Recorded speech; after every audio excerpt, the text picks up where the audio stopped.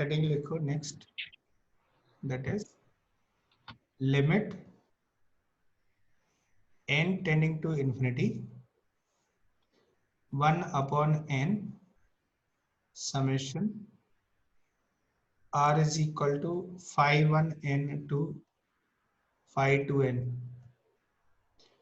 और f of r by n is equal to a to b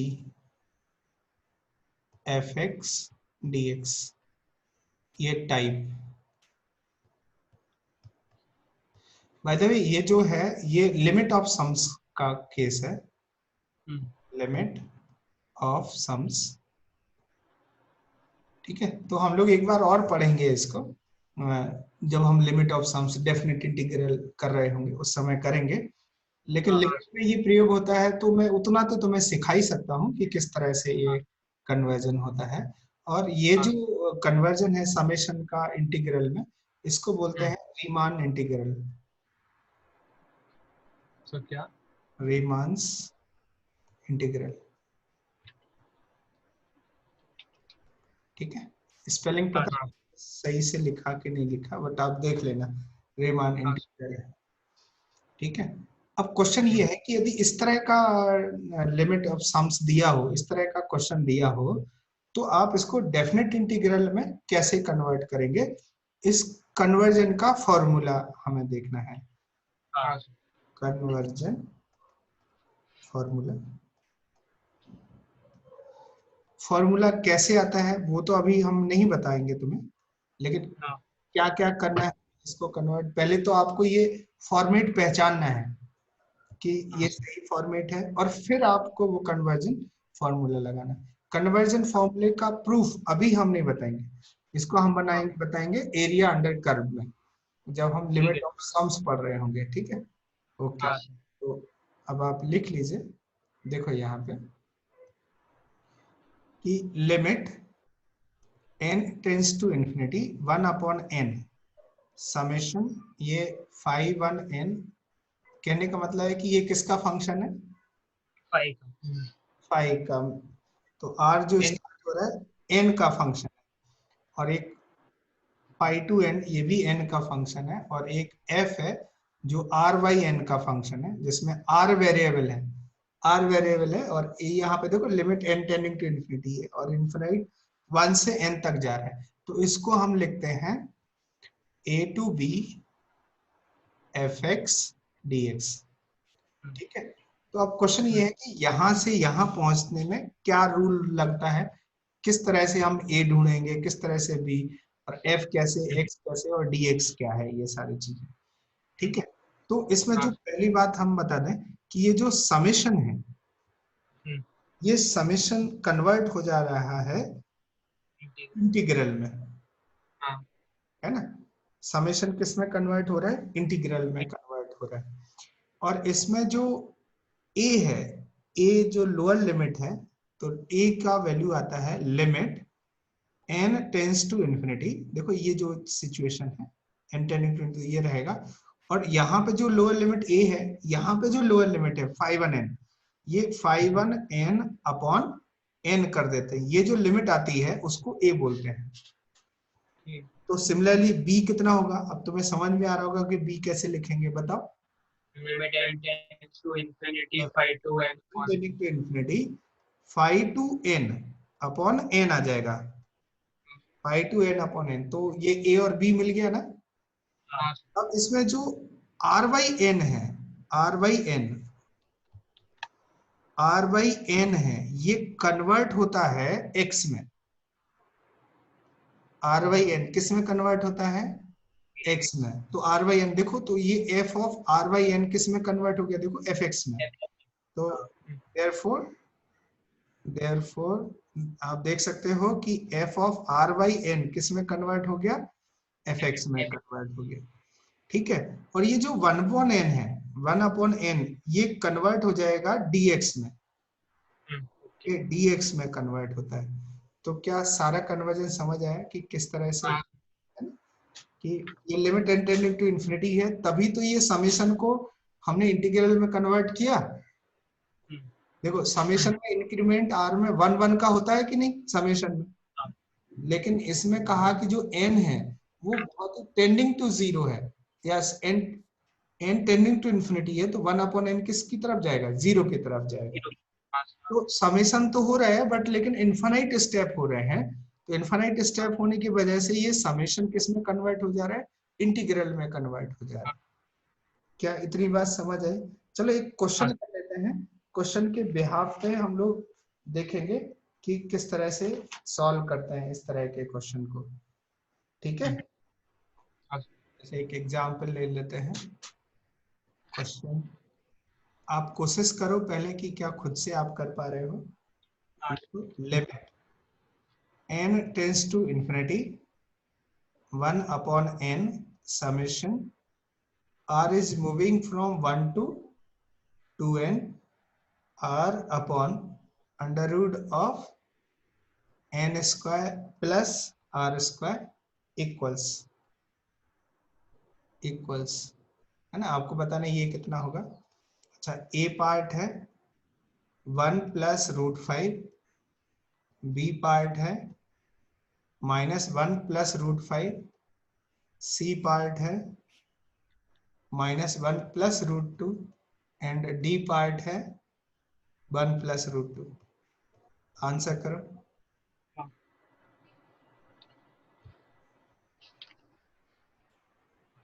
देखो यहाँ पे बताता हूँ कैसे करना है। तो a के लिए क्या करेंगे, limit n tending to infinity, और ये a जो 1 है 1/n कर देंगे, तो ये वैल्यू कितनी आ जाएगी, 0।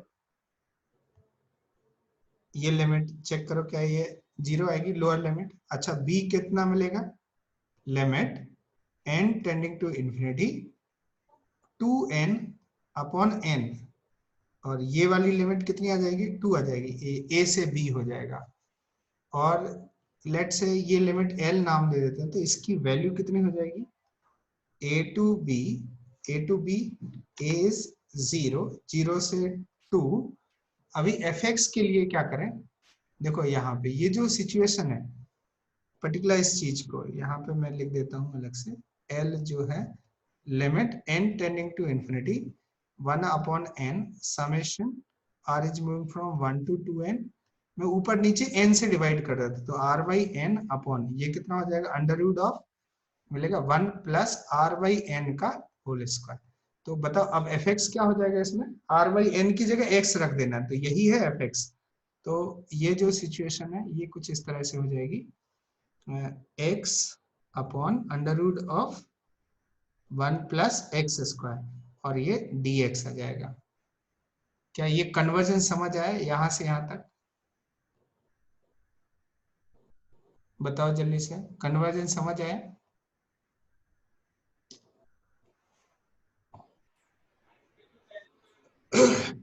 तो ये क्लियर क्या होगा इतना। वो 2 मिनट में आया, दादी का ही काम कर रहा है। ओके देखो क्या करेंगे, ये ना यहाँ से ये क्लियर हो गया, यहाँ से ये कन्वर्जन समझ आया कि किस तरह से कन्वर्ट करेंगे। अब यहाँ से जो आता है वो सब्स्टिट्यूशन टाइप आ जाता है, सब्स्टिट्यूशन टाइप। सब्स्टिट्यूशन में टाइप में क्या होगा कि मैं एक काम करता हूँ कि 1 + x² को ना कुछ t² पुट कर देता हूँ, चलेगा। ऐसा क्यों कर रहे हैं, थोड़ी देर में समझ आ जाएगा कि ये क्या होगा। देखो ध्यान से, इसका डिफरेंशिएशन करेंगे 2x dx is equal to 2t dt, 2t तो हाँ, तो आई थिंक ये सब्स्टिट्यूशन मेथड थोड़ा आता है, t dt आ जाएगा ऐसा, ठीक है। अच्छा अब इसको कन्वर्ट करें, देखो x dx की जगह t dt कर देंगे, तो l जो है ये लिमिट जो है वो आ जाएगा 1/dt/t, है ना। और ये अंडर रूट जो था, अंडर रूट 1 + x², ये नहीं अंडर रूट t² हो जाएगा ना, तो ये मॉड t आएगा, t नहीं लिखना क्योंकि इसमें लिमिट आ गई है, थोड़ा ध्यान रखना। तो ये मॉड t आ जाएगा, और अब लिमिट भी बदल जाएगी। देखो ध्यान से, जब x 0 है, व्हेन x इज 0, तो t का वैल्यू कितना आ जाएगा, 1 ना। हाँ और जब x की वैल्यू 2 है तो t का वैल्यू कितना आ जाएगा? देखो 2 स्क्वायर मतलब 4 + 5, क्या √5 आ जाएगा? हाँ है ना? पॉजिटिव में ही हम लेंगे तो यहाँ पे कितना आ जाएगा? ये t कहाँ से कहाँ तक? 1 से लेके √5 तक जाएगा। अब चूंकि ये t 1 से √5 है, पॉजिटिव है, तो इसकी वैल्यू 1 आ जाएगी। हाँ और ये 1 आ गया तो इसका मतलब है 1 से √5 1 इंटू डी टी, और ये हाँ आ जाएगा t, और ये 1 से √5, इसकी वैल्यू आ जाएगी √5 - 1। तो क्या हाँ कोई ऐसा आंसर है क्या √5 - 1? हाँ सर। कौन सा ऑप्शन है बताओ? बी। बी पार्ट, तो B is the correct option. हाँ सर, 1 मिनट लिख लेता हूँ। हाँ हाँ, नेक्स्ट लिखो, next question.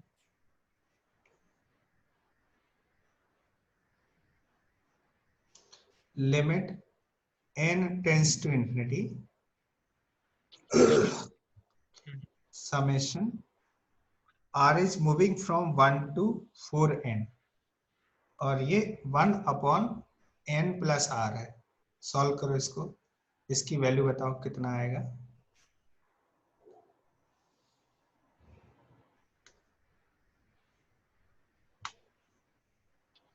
That is ending 0. देखो कैसे करेंगे इधर। अब इसमें देखो 1/n नहीं है, तो मैं इसको इस तरह से लिख सकता हूँ, limit n tending to infinity 1/n summation r is moving from 1 to 4n n/n+r। सही है? हाँ, ठीक है, और अब डिवाइड बाय क्योंकि इसमें न्यूमरेटर। वेरिएबल r है, n नहीं है। यहाँ देखो इस समेशन वेरिएबल r है, n नहीं है, तो n हाँ बाहर निकल सकता है इस तरह से। अच्छा, ऊपर नीचे n से डिवाइड कर दे, 1/1+x। तो 1/1 + n आ जाएगा, 1/1 + r/n आ जाएगा। तो यही लिमिट बताओ कैसे, क्या ये 0 से 4 1/1 + x आ जाएगी? हाँ dx, so सेम है ना? अब इसका इंटीग्रेशन होता है ln 1 + x, तो ये हो जाएगा हाँ। ln 1 + x, और ये 0 से 4 आ जाएगा। तो अब 4 पुट तो करेंगे, गलती समझी नहीं समझा। ln 5 माइनस हाँ ln 1 0 होता है, तो बस आंसर कितना हो जाएगा? ln 5, ln, हाँ। यही आंसर हो जाएगा। तो वो 1+x उसमें गलती कर दी। हाँ, ये गलती हो गई है। चलो कोई नहीं, एक और क्वेश्चन करो। आई होप कि हाँ समझ आ रहा होगा किस तरह से कन्वर्ट। हाँ एक और क्वेश्चन देता हूँ, लिखो question. Limit n tending to infinity summation r is moving from 0 to n/r² + n²। Solve करो इसको, बताओ इज इक्वल टू कितना आएगा? देखो मैं इसको सिंप्लीफाई कर देता हूँ जल्दी से, ज्यादा समय नहीं लगेगा मुझे। सॉल्यूशन कैसे रहेगा? Limit n tending to infinity, अब डायरेक्ट कर देता हूँ 1/n, limit r is from 0 to n, और ये 1/n² से ऊपर नीचे डिवाइड करें तो ये r/n का होल स्क्वायर +1 आ जाएगा। और हाँ इसको यदि आप लिमिट में कन्वर्ट करोगे तो 0/n 0 की तरफ जाएगा, n/n 1 की तरफ चला जाएगा, और ये 1/x² + 1, ये 1 + x² dx हो गया। बाय द हाँ वे, ये इसका इंटीग्रेशन होता है tan−1x, और ये लिमिट 0 से 1, तो tan−1 - tan−0, ये तो 0 होता है, तो 0 हो हाँ जाएगा π/4, तो आंसर कितना हो गया? फाइव 5/4 फाइव π/4 आ जाएगा आंसर इसका। समझ आया क्या? हाँ let's have one more question, थोड़ा डिफरेंट होगा ये। इवेल्युएट, क्वेश्चन लिखो, हाँ evaluate limit n tending to infinity n factorial upon n to the power n to the whole power 1/n। इसकी वैल्यू बतानी है, कितना आएगा? थोड़ा दिमाग लगाओ और बताओ। हाँ देखो कैसे करेंगे इसको। Let us assume this limit to be L, ठीक है, और दोनों तरफ एल एन एल ले लेते हो तो कितना आएगा, limit N tending to infinity, है ना, और ये 1 upon N times L N N factorial upon N to the power N is equal to L N L हो जाएगा ना। हाँ देखो ये पॉजिटिव नंबर था इसीलिए हमने एल एन ले लिया, नेगेटिव होता तो उस पर एल एन लगाना मुश्किल हो जाता है ना।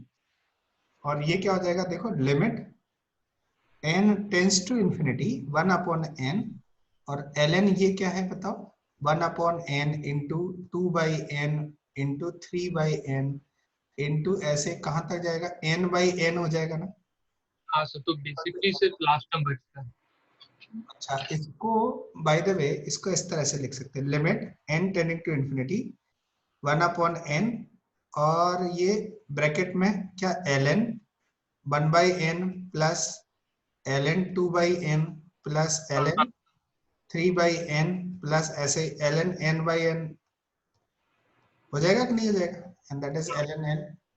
आंसर ई है क्या? नहीं नहीं e नहीं आएगा, आंसर है 1 अपॉन e शायद। अच्छा। देखते हैं कितना आता है, ठीक है बताऊंगा अभी। अब देखो ये क्या है, limit n tending to infinity, तो 1 अपॉन n, और ये देखो समेशन लग जाएगा 1 से लेके n तक जा रहा है, देखो क्या ln r upon n, r कहां से कहां वेरी कर रहा है, देखो 1 2 3 से लेके n तक, r is moving from 1 to n। क्या इतनी बात समझ आई? हाँ अच्छा अब ये हो गया ना वैसी फॉर्मेट जैसा हमें चाहिए। सर, समझ गए। तो इसको हम लिखेंगे डेफिनेट इंटीग्रल, लोअर लिमिट कितना आएगा बताओ, 1 अपॉन n टेंडिंग टू 0 हो जाएगा जीरो से वन। ये किसकी तरफ जाएगा, 1 की तरफ जाएगा, और ये ln x dx है ना। अच्छा ln x का जो इंटीग्रेशन होता है वो मैं तुम्हें बता देता हूँ, वो कुछ इस तरह से जाता है, ln x इंटू x 0 से 1 माइनस, या जाएगा ln x का डिफरेंशिएशन 1 अपॉन x होता है इंटू 1 का इंटीग्रेशन x, तो x अपॉन x dx, और ये 0 टू 1 होता है, ये इंटीग्रेशन बाय पार्ट है, तो मैं तुमसे एक्सपेक्ट नहीं कर रहा हूँ उस समय कि आपको आना चाहिए, बट ये लिमिट किसकी तरफ जाएगा, 0 की तरफ, और ये 0 की तरफ जाएगा, ये कैसे पता चलेगा, ये भी एक बहुत बड़ी दिक्कत वाली बात है, चलो इसको बता देते हैं कि ये 0 की तरफ कैसे जाएगा। ये कितना आएगा लेफ्ट साइड, या इसको मैं एक्सप्लेन करता हूँ थोड़ी देर में कि ये 0 कैसे जाती है, और ये कितना आएगा बताओ, ये 1 है ना, हाँ 1 का इंटीग्रेशन x हो जाएगा, और ये -1 आ जाएगी इसकी वैल्यू। हाँ ये जो वैल्यू है ln l की वैल्यू, ln l की जो वैल्यू आ गई वो -1 आ गई, मतलब l की वैल्यू कितनी आ जाएगी, e to power minus, by. That is 1 upon e आ जाएगा।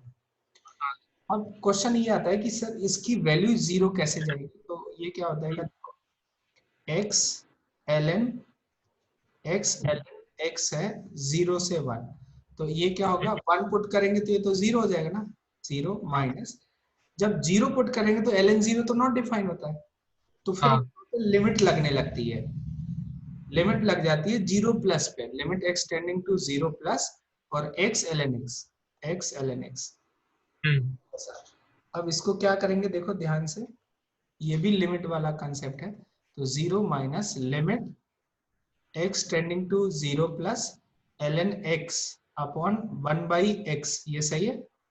हाँ देखो क्या ये इंफिनिटी बाई इंफिनिटी फॉर्म है, हाँ LH रूल लग जाएगा इसमें, हाँ तो minus limit x tending to 0 plus, अच्छा ln x का डिफरेंशिएशन 1 अपॉन x होता है, और इसका डिफरेंशिएशन होता है माइनस अपॉन एक्स स्क्वायर, हाँ तो ये कितना हो गया, minus limit x tending to 0 plus, क्या ये माइनस x आ जाएगा, माइनस प्लस, तो प्लस x आ जाएगा, और ये कितना हो जाएगा, 0, तो इस जीरो। तरह से इसकी लिमिट 0 आ जाती है, तो इसकी वैल्यू -1 आई, और ये कितना हो गया 1 अपॉन ई। हाँ समझ। कंसेप्ट समझ आया, क्लियर हुआ हाँ है ना। हाँ आई थिंक कि ये अब तुमसे हो जाएगा इस तरह का सिचुएशन, कोई हाँ दिक्कत नहीं आएगी, इस तरह के क्वेश्चन आएंगे तो अब आप सोच लोगे कि कैसे सॉल्व करना है। बस बेसिकली इंटीग्रेशन नहीं आते तो प्रॉब्लम हो सकती हाँ नहीं नहीं, अब जब इंटीग्रेशन आने लगेगा तब ये बहुत आसान हो जाएगा। अभी है। हो सकता है कि इंटीग्रेशन में प्रॉब्लम फेस कर रहे हो, लेकिन जैसे ही इंटीग्रेशन आपको आ जाएगा तो आपकी ये दिक्कत भी खत्म हो जाएगी। बेसिकली हाँ आप यहाँ से यहाँ लिख पा रहे हो, यही सक्सेसफुल है इस समय। तो हाँ अगर आप इंटीग्रेशन नहीं किया तो आप यहाँ से यही लिख पा रहे हो, तो यही मैटर करता है इस समय। ठीक है, हम्म। ओके।